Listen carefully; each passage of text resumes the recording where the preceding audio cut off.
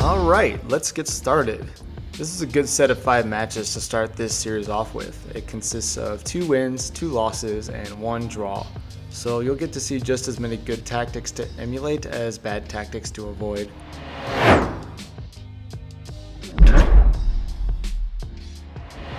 At the start, I'm peeking back and forth between the outer right ledge to spot flankers and the top right stairwell where the rest of my team is focused in case they need heals. Their Genji dashes through my whole team at the stairwell, so I instinctively drop off the upper ledge for cover. 2 problems here. First, the Genji retreated to safety at the outer ledge instead of going straight after me. Smart move, since there was a good chance some of my teammates would have turned around and started swarming him, so I shouldn't have backed up away from my team in the first place. Second, as it turns out, none of my teammates turned around to address the Genji, leaving me to fight him solo. I call it out and manage to survive, but by this point the fight has already spilled onto the objective and our defense has been broken. I instinctively return to my Reinhardt's side, but I noticed too late that he had backed away from the choke, probably to let his shield recharge, and sure enough a Roadhog peeks around the corner and punishes me without any trouble. My team manages to hold on without me though. On the second push, I burn Transcendence in a response to a Dragon Blade. Unfortunately, our McCree that the Genji targeted first was too separated from the group, and I couldn't reach him in time to save him. Still nullified his attacks on our Ana and Zarya though. I finish him off before he can get away, and we hold the point. Kind of a funny moment here. I mainly just want to point out my bad positioning. My attention is distracted between the main force pushing through the stairwell and a lone McCree I spotted on the outer right. But I positioned myself directly in front of the stairwell, so when their Reinhardt decides to recklessly charge in, I get caught. Our McCree saves me with a clutch flashbang though. On their last attempt at a push, their McCree goes for the objective by himself while the rest of their team push through the outer right ledge. Our Reinhardt decided to charge in on them, and not only did he completely whiff, their Lucio bumped him away from a wall that he was planning to use to stop himself with. So he just throws his life away before the fight even starts. Then the Graviton that their Zarya had been holding onto for half the round catches 3 teammates on the point, and since I already burned my ult on a Genji from an earlier push, I'm only 75% of the way to my next ult and can't save them. They actually burned way more ults than they needed to, but that's the only solace we can take.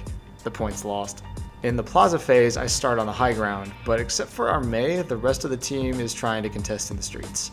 I spot a Genji, I keep him in check, but their Reinhardt forces a fight on the streets with an Earth Shatter. This prompts our Mei to leave the high ground for some reason, so now I am alone. And as soon as their Genji realizes it, he goes straight after me. Their McCree also managed to sneak by and flank behind me too. I could have popped ult to save myself, but they weren't using ults themselves, and since our Zarya had just dropped her Graviton, I was convinced we were going to win that fight without me. That wasn't the case, unfortunately. After watching this moment again, I'm still not sure whether or not popping Transcendence would have been the right call. There almost certainly would have been a Dragon Blade coming soon afterwards that I wouldn't be able to save anyone from. Ultimately, my mistake here was positioning. I had high ground, yes, but I was too separated from the rest of the team, so their DPS took me out for free. The final phase gets off to a horrible start as our Ana gets picked before they even reach the checkpoint because she peeked with less than 100 health while their Reinhardt threw a blind fire strike in that direction. The Reinhardt immediately charges in afterwards and takes down our own Rein, so my attempt to just meet up with the rest of the team to hold the corner ends up with everybody getting picked one by one. In the final push, I see a Graviton catches 3 teammates again, and this time I do have ult. Shortly after though, their McCree activates Deadeye, and I start to get worried. I think our Reinhardt didn't catch on to this though, because he just got nano boosted, so his instinct was to drop his shield and charge out of the Graviton to start messing them up. That pretty much sealed our fate. Then he puts his shield up after we lost 3 teammates, while nano boosted. Ugh. Moving on to attack. We start with the standard push through the stairwell, but as soon as I notice their Junkrat, I start imploring my team to take a different route. Going through that 1x1 hallway is just playing right into Junkrat's game plan. So we try the tunnel underneath, but the enemy still has high ground advantage and collapse on us. The Ana and I try to stay safe behind cover in the tunnel, especially since I hear a Riptire coming, but the rest of my team is just getting pounded regardless, so it doesn't work. Next push attempt is through the middle. The team decides to initiate a push even though both of our DPS just died, so this goes predictably bad. One interesting note here though, our Reinhardt goes in and gets a lot of protection from afar. Orb of Harmony, Zarya Barrier, even a Nano Boost. But the rest of us are just being zoned out by Junkrat spam and a Deadeye. I see their Zarya drop a Graviton on just our Reinhardt, who's already at critical health. I built my ult at pretty much the exact same moment. But between our DPS already being late to the party and the prospect of only saving one teammate, I decide that this push is already lost and hold on to my ult. Plus I wasn't convinced I would have made it to him in time. You can hear his disappointment with my decision though. What? Uncle AD.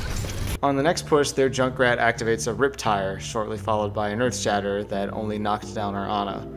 Our McCree activated Deadeye though, so he might as well have been knocked down too. I must have failed to hear the Riptire because I used my ult anyway to try saving our Ana, then moving on to the point to win the push. But the Tire kills two, and that push is dead. It's our last chance, and whatever flanking strategy our DPS came up with is failing miserably, as both our Genji and Reaper die simultaneously, leaving me, the tanks, and Ana to fend for ourselves.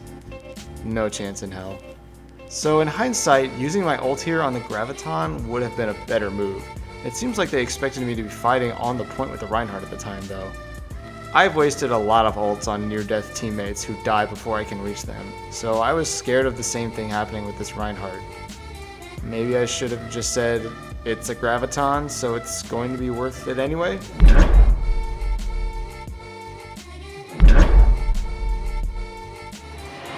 Next, defending Hanamura. The enemy gets a pick on our Hanzo, so they start to push through the main choke. They ignore me though, so I get to retreat by myself through the stairwell and continue to support my team from a safe high ground position. The kills aren't trading in our favor though, so I drop down to get line of sight of our McCree, who appears to be the only one left, to see if we can stop the cap.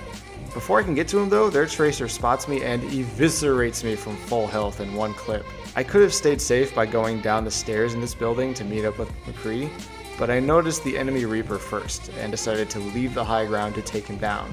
There was no need for this. I could have killed him from up there, and then met up with my McCree safely. It cost us the point. The good news is we managed to hold on to the second point for 6+ minutes, despite the fact I throw my ult away during the first push. I straight up fat finger my Q key here while reaching for the tab key to check ult statuses. So I try to make the best of it, leaving the high ground to help our Reinhardt contest the point. But by doing that, I left our Mercy and Hanzo high and dry.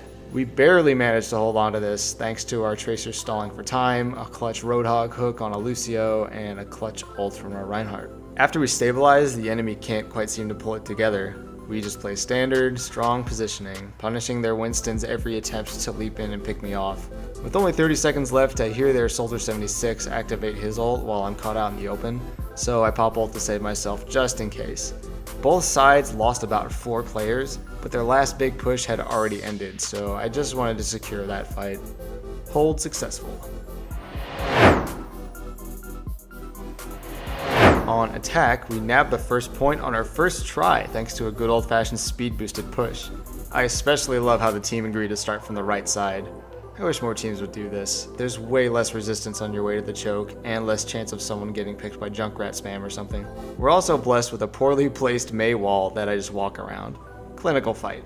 I feel like our first attempt at the second point should have gone great, but this time their Mei placed her wall correctly. She only blocked off me, and it was just barely, but it was enough to prevent me from healing my team, who were losing health quickly on the objective.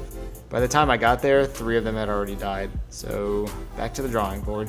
Here's one push I really need to analyze my decision making on. We all attempt a speed boosted push through the top right again, even with a sound barrier backing us up. But we all eat an Earth Shatter, get separated by a Mei wall, their Reinhardt gets nano boosted, and their Mei throws her ult down. Despite all this, the only thing I see on the kill feed is our Tracer picking off their Zenyatta. It looks like our Lucio and Reaper got knocked off the ledge by being grazed by a Reinhardt charge, so they have to fight on the objective in a weakened state. Meanwhile, their Rein ignores the objective and tries to secure a kill on me, but backs off when he sees I have backup. Then my teammates on the point died. I think the only reason I didn't pop my ult was because I didn't see my teammates on the upper balcony with me and the Mei ult wasn't freezing anybody, so I didn't find it justified? I guess? but there's no doubt that pressing Q and zooming past the enemy Reinhardt to go save my teammates on the objective absolutely would have been the right call.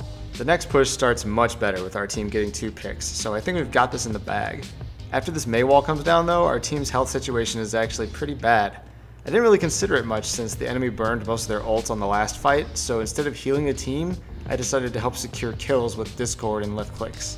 We lose our Reinhardt and Lucio, but the Tracer and I clean up their Reinhardt and Zen. I'm still holding on to my ult when their Reaper decides to solo ult me while I only have 43 health, so I can't react quickly enough to save myself. It was actually a Mei right click that killed me, but still.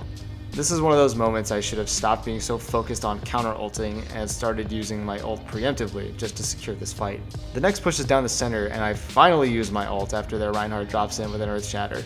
I get super unlucky here because somehow our Lucio died to a Reinhardt Fire Strike despite the fact that I just started healing him. Their Mei built another ult too though, so I am managing to save our Reaper and Reinhardt.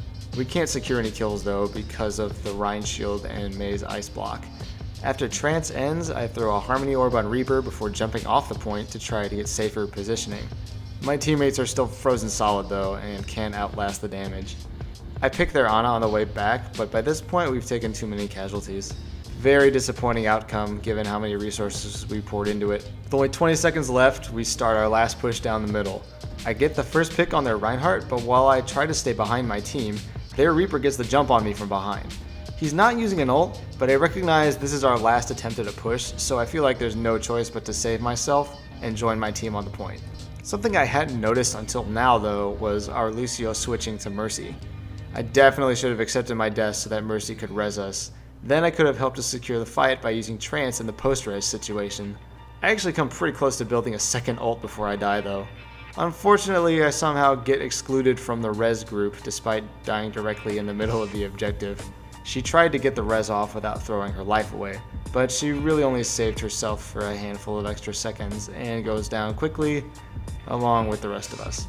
So, despite having half a dozen attempts at the last point, this match disappointingly ended in a draw.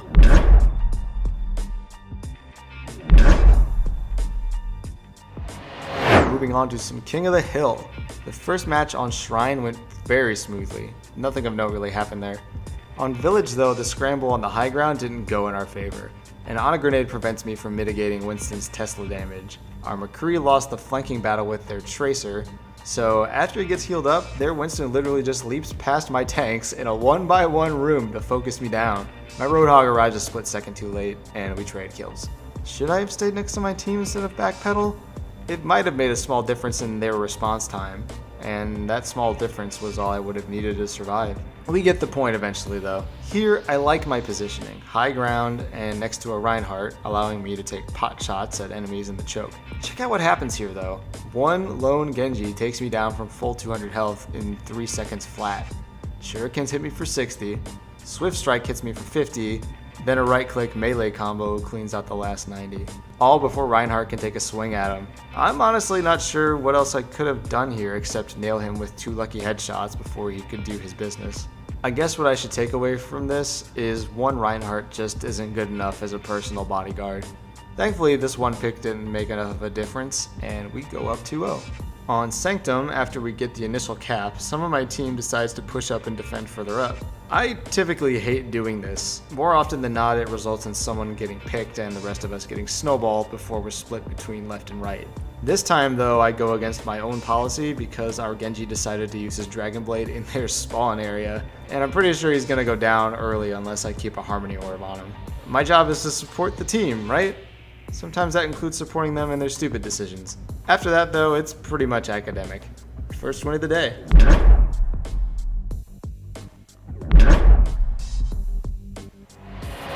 On to Dorado. On defense, we trade kills, but the enemy is still pushing the payload through the tunnel. This kicks off a sloppy minute-long brawl that mostly goes in the enemy's favor. At some point, it just becomes me, Reaper, and Lucio holding it down.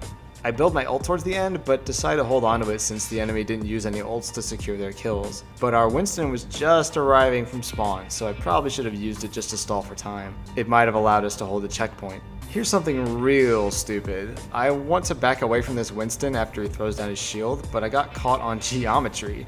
That stupid vase on the steps of the church. Just bad map awareness on my part. For this hold at the second checkpoint, the enemy Genji tries to clean us up despite a 3-player disadvantage by using his ult. I don't have my ult charged yet, so that does worry me a little bit, but also makes me choose him as my main target for Discord in an attempt to take him down before he gets the rest of the team. Sure enough, by the time he kills me, he only has a sliver of health left, and our Reaper pumps him in the back to finish him off. Here's another instance of poor situational awareness costing me. Their Tracer gets the flank on me and almost gets the kill, and at that very same moment, their Ana just nano boosted someone that I didn't see. But I'm too focused on dealing with the Tracer without wasting my ult just to save myself to realize that a nano boost just came into play and the Transcendence would have been justified anyway.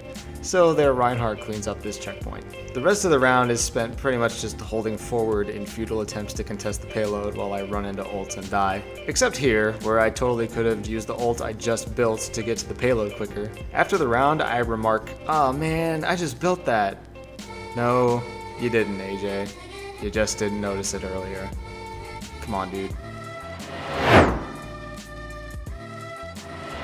On attack, my team seems dead set on slowly and carefully pushing their bodies through the tunnel instead of just the payload, despite the fact that the defending team almost never has to give up their position on the other side of the tunnel, and their Mei is blatantly waiting for us to move through before separating us with walls. I'm personally a fan of leaving the payload alone after pushing it to this spot, then having our whole team break left and up the stairs so we can engage the enemy from a much more advantageous position. But even if you suggest strategies like this to the rest of your team, you can't guarantee that they'll follow along. Some of them might not even be in the voice channel. So I try to support my team in whatever decisions they make, even if I personally disagree with them.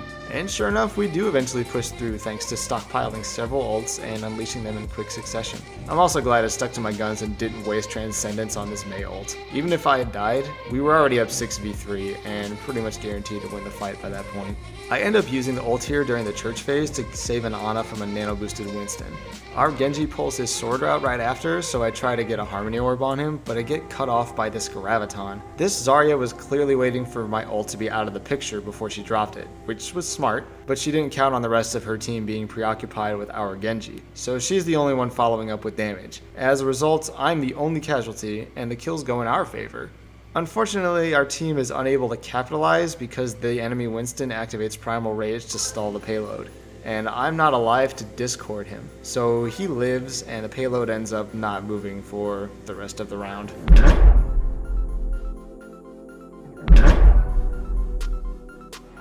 Last game is on King's Row here, and things are going pretty standard and smooth. I haven't even used my ult yet. It looks like clear sailing to cap the last point, but I see my Reinhardt about to die. Not entirely sure to what, but I decide to use Trance just to secure the win. But my activation was a split second too late, and he dies anyway. Then we get this weird stall situation where the enemies on the payload are temporarily invincible, and our Ana accidentally gave me the nano boost. I'm trying to make the best of it, but the stall was long enough for their Mercy to swoop in from spawn with a res, and we all go down to a Graviton that I no longer can protect everyone from. If I had just reacted faster and kept our Reinhardt alive earlier, none of this should have happened. At the very least, our Reinhardt could have put his shield up while we were all Gravitoned. Regardless, my team stays composed and secures some early picks on the next push, so we finish the round with almost 2 minutes in the bank. On defense, here's another instance of the situation from Dorado where the enemy Genji pulls out his sword, I don't have my ult yet, and he's gunning straight for me. The fact that he targets me directly is actually a blessing in disguise because that gives me a much easier time of weakening him up before I go down. Sure enough, he gets obliterated the very next moment. It's not always going to work out so conveniently like this every time, but just aiming at Genji while keeping your composure will definitely increase your chances. Last big moment here. I ult this Graviton, and the situation looks dicey, but once my hands are free, I notice their Mercy has overextended, so I Discord and take her down in 4 hits. Thanks to some clutch shots by our DPS, overall the tide swings in our favor, and I help clean up the Ana and Genji to win this hold. The rest of the round has some close calls, but in the end we just barely hang on to the last point.